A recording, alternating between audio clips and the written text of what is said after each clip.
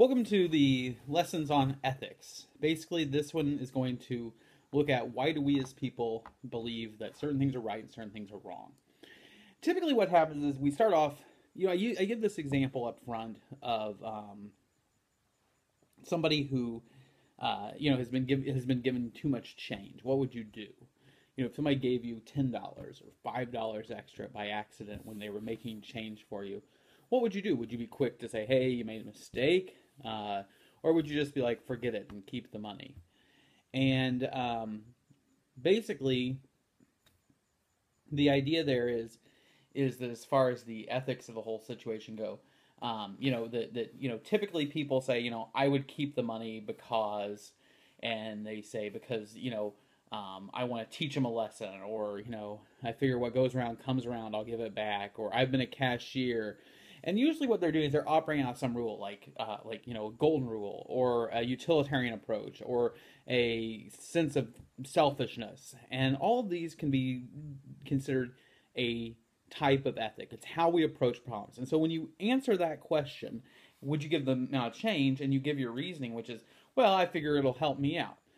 Well, then when you get into a more complex issue, like, you find out your boss is, stealing, or you find out your one of your friends is, stealing from another one of your friends, or, something else, that if you come at it from an approach of, I keep the money because it makes me happier, it's going to be good for me, you're probably going to approach those in the same way.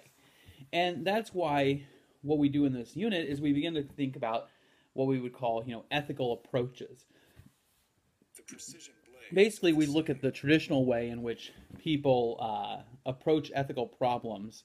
For example, there's various variety, but there's what we might call consequentialism. Consequentialism is where instead of looking at the action itself, you look at the consequences of the action to determine if it's right or wrong. And most famous of those are egoism and utilitarianism.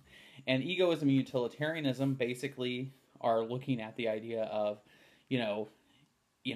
how does this affect me with egoism, and with utilitarianism, it's how does this affect a variety of people? How can I bring the most good to the most people?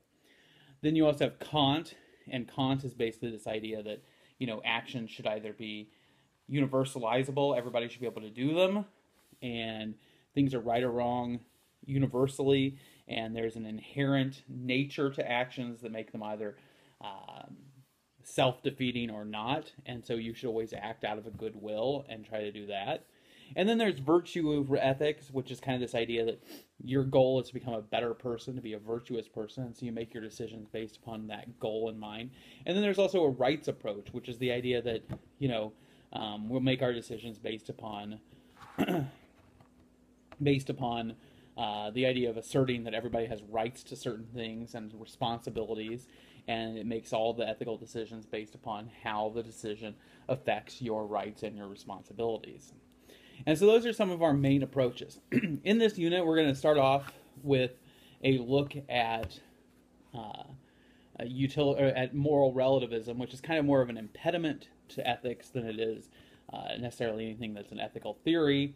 And then we'll look at utilitarianism, we'll look at Kant, and we'll sort of move along. We'll look at a few, not necessarily applications, but a few kind of concepts that come out of it, making versus allowing, and moral luck, just because I like the moral luck stuff. So continue along, and let me know if you have any questions.